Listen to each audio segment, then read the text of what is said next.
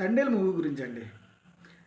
తండేల్ మూవీలో ఉన్న ఆ లవ్ ఏదైతే ఉందో, ఆ లవ్ అనేది నాకు తెలిసి మ్యాక్సిమం ఇప్పుడు ఉన్న దీని ప్రకారం చూసుకుంటే ప్రతి ఒక్కరి జీవితాల్లో ఆ లవ్ అనేది వచ్చి వెళ్ళే ఉంటుంది. వాళ్ళతో మ్యారేజ్ అయ్యిందా లేదా పక్కన పెడితే ఆ ఎమోషన్స్ని ప్రతి ఒక్కరు అటువైపు మేల్ కావచ్చు, ఇటువైపు ఫీమేల్ కావచ్చు, క్యారీ చేసే ఉంటారు చాలామంది జీవితాల్లో. వాళ్ళతో మ్యారేజ్ అయ్యిందా లేదా అనేది అది పక్కన పెడితే నా జీవితంలో కూడా ఇలాంటి ఎమోషన్స్ని నేను ఎన్నో క్యారీ చేశాను. ఈ ఈ సినిమా చూసినప్పుడు అందులో చాలా సీన్స్లో నన్ను నేను చూసుకున్నా. ఫస్ట్ హాఫ్ ఒక ఎత్తు అయితే సెకండ్ హాఫ్ నుంచి వచ్చే ఇంటర్వెల్ తర్వాత వచ్చే సీక్వెన్స్, ఆ పాకిస్తాన్ సీక్వెన్స్ ఏదైతే ఉంటుందో ఎండింగ్ వరకు సినిమాని ఒక శైలిలో అంతలా లేపాడండి. సినిమాని చాలా బాగుంటుంది. ఫస్ట్ హాఫ్కి ఒక లెవెల్లో ఉంటే సెకండ్ హాఫ్ నుంచి తీసుకెళ్ళి సినిమాని ఎక్కడో పెట్టాడు. ఫస్ట్ హాఫ్లో ఏంటంటే వాళ్ళిద్దరి మధ్యన అలా చేపల వేటకి వెళ్తూ ఉంటాడు, వస్తూ ఉంటాడు. ఒక 9 నెలలు వేటలో ఉండడం జరుగుద్ది, 3 నెలలు ఇంటి దగ్గర ఉండడం జరుగుద్ది. తర్వాత ఈ సిచ్యువేషన్లో నువ్వు చేపల వేట వద్దు, ఆల్రెడీ ఒక అతను చనిపోయారు కదా, నువ్వు కంటిన్యూస్గా నా దగ్గరే ఉండాలని హీరోయిన్ అనడం. తర్వాత తన మాట కాదని చెప్పేసి అక్కడి నుంచి తను మళ్ళీ నేను వెళ్ళాలని చెప్పేసి వెళ్ళిపోయిన తర్వాత అక్కడి నుంచి పాకిస్తాన్ ఆ సముద్రంకు సంబంధించిన ఆ బార్డర్ ఏదైతే ఉంటుందో అది క్రాస్ అయిన తర్వాత పాకిస్తాన్ చెరలో వాళ్ళు ఉన్న తర్వాత ఆ సినిమాని పాకిస్తాన్ బార్డర్లో వాళ్ళు బంధించిన తర్వాత ఆ సినిమాని ఒక పీక్స్లో తీసుకెళ్తారు అన్నమాట. సో ఆ సినిమా ఎలా ఉంటుందంటే పాకిస్తాన్లోకి వెళ్ళిపోయిన తర్వాత వీళ్ళతో పాటు 22 మంది పిల్లలు, 22 మందితో పాటు అందులో ఒక పిల్లడు కూడా ఉంటాడనమాట, నాగ చైతన్యతో పాటు. సో అక్కడికి వెళ్ళాక ఆ పాకిస్తాన్ జైల్లో వీళ్ళు ఉన్న తర్వాత ఆ పాకిస్తాన్కి సంబంధించిన వాళ్ళు కూడా అక్కడ కూడా సో కొంతమంది టెర్రరిస్టులు ఉంటారు ఆ పాకిస్తాన్లో. అక్కడ ఏంటంటే మన హిందుస్థానీ కాబట్టి ఒక చిన్న చూపు ఉంటుంది ఆ లోపల ఉన్న ఆ జైల్లో ఉన్న పాకిస్తాన్లో ఉన్న జైల్లో ఉన్న కొంతమంది టెర్రరిస్టులకి. అక్కడ చిన్న చిన్న సిచ్యువేషన్ జరుగుతాయి, చాలా బాగా చూపించాడు అన్నమాట. సో జాతీయ గేమ్ ఎవరు పాడతారని చెప్పేసి ఆ పాకిస్తాన్ టెర్రరిస్ట్ అనేటప్పుడు అడిగేటప్పుడు ఇందులో ఉన్న 22 మందిలో ఉన్న ఒక పిల్లడు ఏం చేసి నేను పాడతానని చెప్పేసి జాతీయ గేమ్ వందే మాత్రం పాడతారంట. వందే మాత్రం వందే మాత్రం ఇలా 2 లైన్స్ వచ్చే లోపల వాడు ఏం చేస్తారంటే గోడ మీద ఒక ఇండియా అని రాసుకున్న దాని మీద ఇటు పాస్ పోస్తాడు అన్నమాట. అని చెప్పి పాస్ పోసిన తర్వాత అక్కడ వచ్చే ఆ డైలాగ్స్ కానీ చాలా చాలా బాగా రాసుకున్నారు అన్నమాట.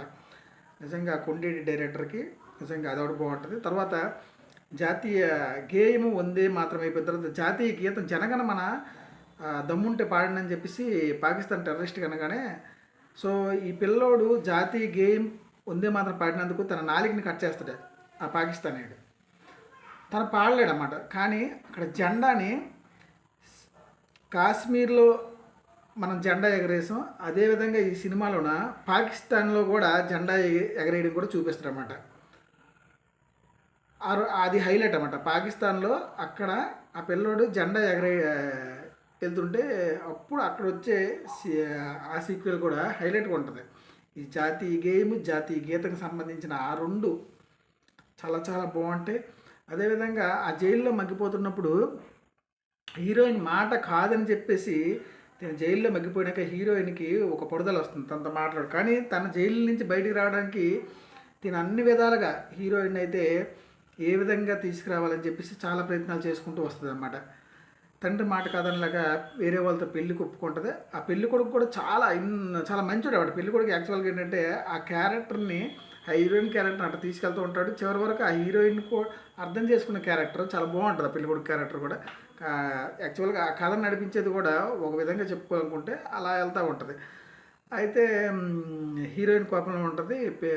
ఒకనొక సందర్భంలో మీ కరాచీ నుంచి మాట్లాడుతామని చెప్పేసి అక్కడ పాకిస్తాన్కి సంబంధించిన పోలీసు మన సత్యాకి అంటే హీరోయిన్కి ఫోన్ చేసినప్పుడు మాట్లాడు సత్యత అని చెప్పేసి ఆ పోలీస్ అధికారి, పాకిస్తాన్ పోలీస్ అధికారి ఆ జైల్లో నాగ చైతన్య పేరు రాజు అనుకుంటా ఇచ్చినప్పుడు నాగ చైతన్య అంటాడు లేదు నేను మాట్లాడను అని చెప్పేసి ఆ ఫోన్ కొంచెం దూరం పెట్టంటే తను అక్కడ వింటూ ఏడుస్తుంది. ఎందుకు మాట్లాడమంటే అతను చెప్తున్నామాట,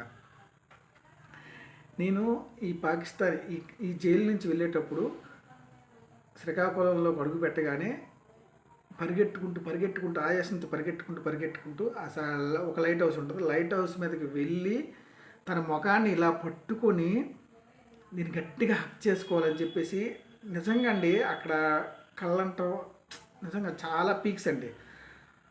నాకు నాగ చైతన్య నేను చాలా సినిమాలు చూశాను, కానీ నాగ చైతన్య యాక్టింగ్ పరంగా మాత్రం ఈ సినిమాలోన పీక్స్లో ఉంటుందండి. నిజంగా ఎంత ఎంత బాగా చేశాడంటే నాకు ఆ సినిమాలో సినిమాలు బాగుంటాయి, కానీ ఎంత యాక్టింగ్ స్కిల్ నాగ చైతన్యకు ఉందని చెప్పేసి నాకు ఈ సినిమా చూశాక నిజంగా అక్కడ తను పండించిన డైలాగ్ వెర్షన్ ఏదైతే ఉంటుందో, ఉచితలని ఇలా మొహం పట్టుకొని గట్టిగా హక్ చేసుకోవాలి, అంతవరకు నేను మాట్లాడినంటాడు. అదొకటి.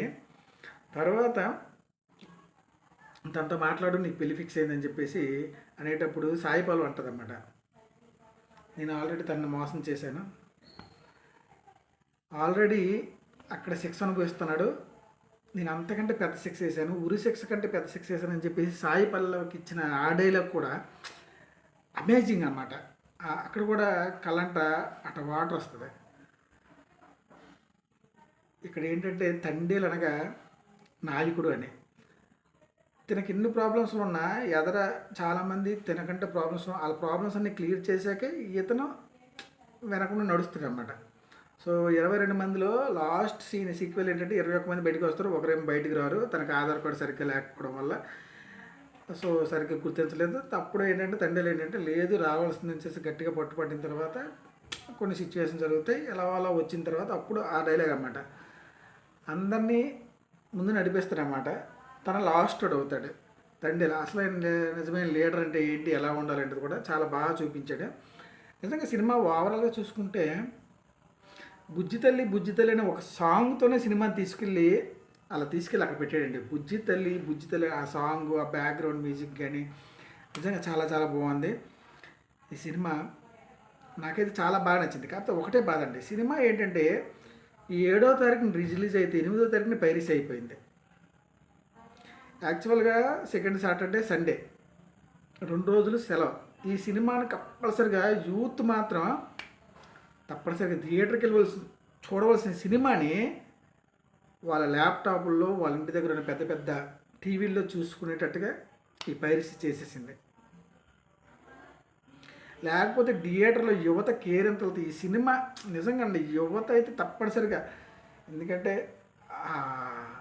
రాసిన కథలోన ప్రతి ఒక్క సిచ్యువేషన్లో ఆ లవ్ ఎమోషన్స్ ఉన్నాయి 90%. నిజంగా చాలా చాలా బాగుంది. ఈ సినిమాని దయచేసి ప్రతి ఒక్కరు చూడండి. సినిమా చాలా బాగుంది, ప్రతి ఒక్కరు చూడాలని. నాగ చైతన్య గారు నిజంగా హ్యాట్స్ ఆఫ్ అండి. మీరు ఇంత సాయి పల్లవి గురించి చెప్పక్కర్లేదు, ఎందుకంటే ఆడు మొదటి నుంచి ఏ సినిమా చేసినా సరే తన క్యారెక్టర్ని అలా అసలు ఎక్కడ ఇంతవరకు నేను ఏ సినిమా చూసినా సరే సాయి పల్లవి గారిని నేను ఎప్పుడూ నిజంగా నా సొంత సిస్టర్ లాగా, ఎందుకంటే తన క్యారెక్టరు ఆ డ్రెస్సింగ్ కానీ ఆ విధంగా ఉంచుకుంటుంది అన్నమాట. ముందు నుంచే కండిషన్స్ పెట్టుకుంటుంది, ఎక్కడ ఎక్స్పోజింగ్ కానీ అలాంటివి ఏవి ఇంతవరకు ఏ సినిమాలో చూడలేదు. అయినా సరే మనం ఇంతలా అభిమానిస్తున్నామంటే నిజంగా సాయి పల్లవి గారు గ్రేట్ అండి మీరు. ఎందుకంటే ఎంతోమంది హీరోయిన్లు వచ్చిపోయారు, కానీ మీరు యాక్టింగ్ పరంగా మాత్రమే ఈ సినిమా ఇండస్ట్రీలో నిలదొక్కుని ఉన్నారంటే అది గ్రేట్ అండి. హ్యాట్స్ ఆఫ్ అండి సాయి పల్లవి గారికి.